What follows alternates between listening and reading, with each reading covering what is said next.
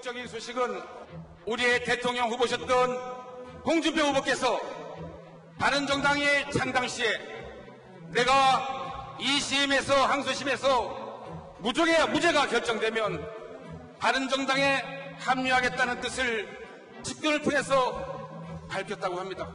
홍준표 후보께서 만약 바른정당에 합류할 의사를 타진했다면 정말 이거는 있어서는 안 되는 일입니다. 새누리당의 균열을 막자 보수가 대통합해서 반드시 정권 재창출하자고 고소했습니다. 제가 이렇게 우수하고 다닐 때 홍준표 후보께서는 바른정당에 가시려고 타진했던 거 아닙니까, 여러분?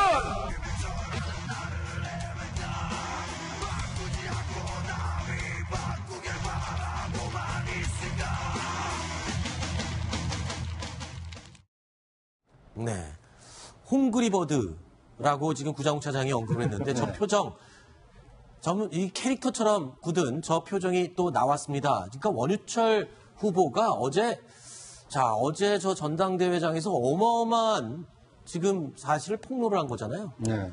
그러니까 자유한국당의 그 당원들 또는 대의원들 입장에서는 탈당하려고 했던 깨고 사람. 나간 바른정당 그 의원들은 어떻게 보면 이 당의 분열에 책임 있는 사람이라고 생각하지 않겠습니까?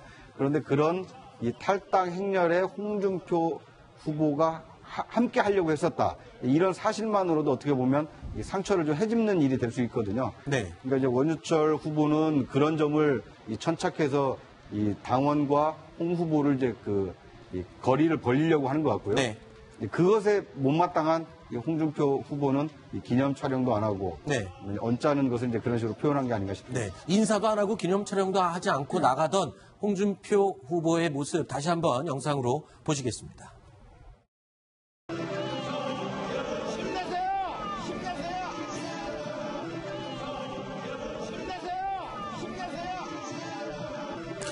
자, 지금 화가 난 표정으로 인사도 하지 않고 나가는 홍준표 후보에게 지금 힘내라고 지지를 보내는 당원들의 목소리도 듣고 있습니다. 그런데 지금 여기서 끝난 게 아니라 이 장외로 나가서 인터넷상에서 SNS상에서도 또 한판 붙었다면서요, 원유철 의원과.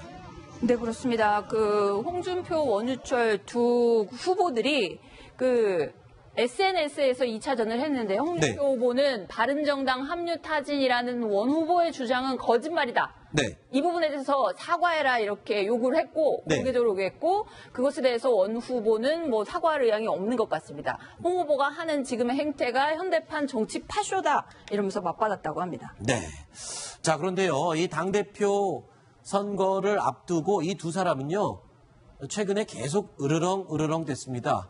자, 토론회, 그러니까 정견 발표라는 자리에서도 상당히 신경전을 벌였었던 지난주 영상 다시 한번 꾸며봤습니다. 함께 보시죠.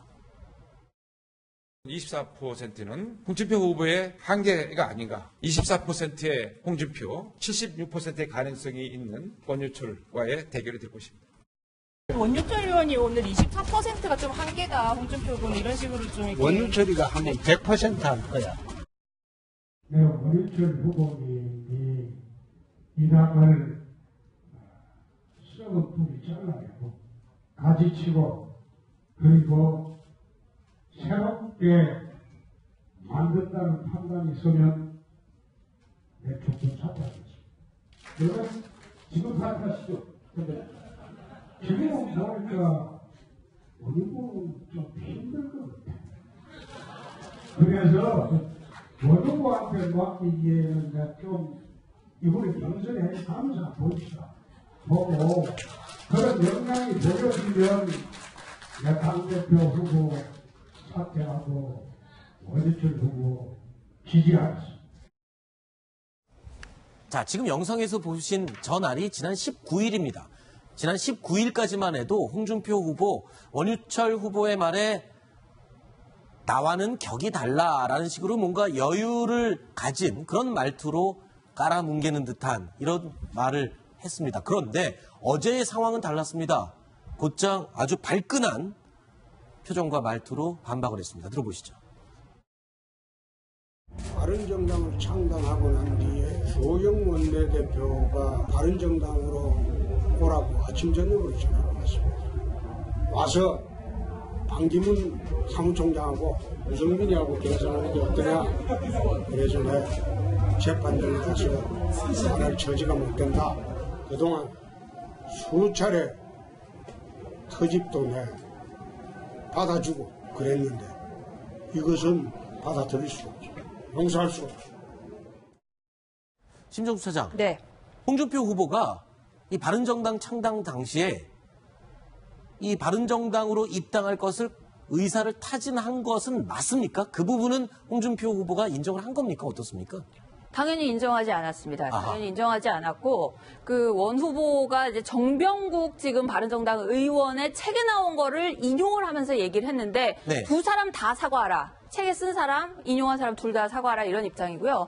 윤한홍 그 의원, 그 당시 후보 비서실장을 지냈던 홍 후보의 측근인데 네. 홍 전 지사는 저의 탈당조차 극구 만류하면서 당내 쇄신을 강조했다.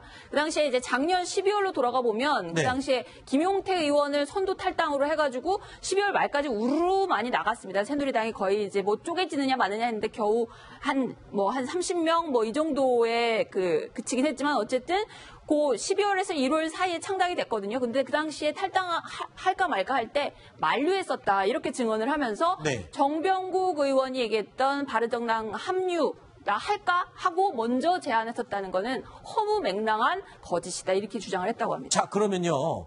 지금 정병국 의원 같은 경우에는 본인의 저서에다 밝힌 내용입니다. 본인이 쓴 책에다가 바른정당 창당 당시에 홍준표 당시 대선 후보가 이걸 또 얘기를 나는 타진을 했다라고 책에 썼고 홍준표 후보는 그런 적이 없다라고 얘기를 하고 있습니다. 그런데 이 두 사람을 다 잘 알고 있는 이해훈 신임 대표는 어떻게 얘기를 하는지 한번 들어보시죠.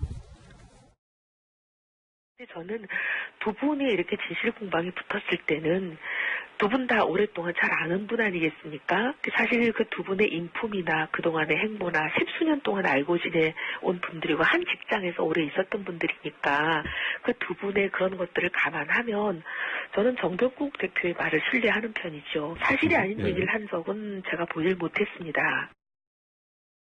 네, 어떻게 보면 좀 당연한 말인 것 같습니다. 당연히 홍준표 의원과는 대립각을 세우는 이해훈 바른정당 대표이니까 당연히 그렇게 얘기를 하겠지만 어떻게 보십니까? 네. 일단 그 윤한홍 의원의 경우에는 이 홍준표 지사가 경남지사를 할 때 이 부지사를 지낸 분입니다. 그리고 이제 대선 때는 이 비서실장을 지냈기 때문에 아무래도 이 홍준표 후보의 어떤 보호하는 데 조금 그 발언에 초점이 맞춰져 있는 것 같고요. 네. 이해훈 대표의 경우에는 이 전 대표인 정병국 전 대표의 말이 신빙성이 있다 이렇게 주장을 하면서 네. 은근히 홍준표 후보가 거짓말을 했을 가능성을 좀 흘리고 있지 않습니까? 네. 그러니까 어떻게 보면 보수의 적자, 보수의 본진을 놓고 자유한국당과 바른정당이 지금 치열하게 이제 경합을 벌이고 있는데 네. 이 자유한국당의 새 대표로 홍준표 후보가 오는 것을 막기 위한 네. 약간의 그 전략이 이해훈 대표의 발언 속에 좀 담겨 있는 거 아니냐. 네. 어떻게 보면 이 자유한국당의 대표로 홍준표 지사가 되는 것을 좀 꺼려하는 네. 이해훈 대표의 이 의중이 좀 느껴지는 발언이다 이렇게 볼 수 있습니다. 자, 물론 자유한국당과 바른정당의 사람들의 사이에서는 그렇게 얘기 나온다 치면 그럼 이 경우는 어떻습니까? 지금 홍준표 후보와 장제원 의원 또 SNS에서 설전을 벌였어요. 이건 어떤 내용으로 설전을 벌인 겁니까 지금? 이제 장제원 의원이 먼저 장문의 글을 페이스북에 올렸다고 합니다. 지금 한국당 전당대회가 전혀 흥행하지 않고 있잖아요. 사람들한테 별 관심도 없고. 우리가 내놓은 후보들 너무나 초라하다. 한국당 별로 앞으로 봐도 비전이 없어 보인다. 너무나 초라하다. 지금 나와 있는 원유철, 홍준표, 그다음에 신상진 뭐 이런 모든 후보들에 대해서 이제 저렇게 얘기를 했는데 굉장히 장문의 글을 썼어요. 그러면서 입이 10개라도 할 말 없을 거라는 요 얘기를 하기 전에. 네. 그래서 당을 위한 고언 차원에서 굉장히 긴 얘기를 썼는데 그거에 대해서 홍준표 후보가 직접 댓글을 달았습니다. 네. 딱 한 줄.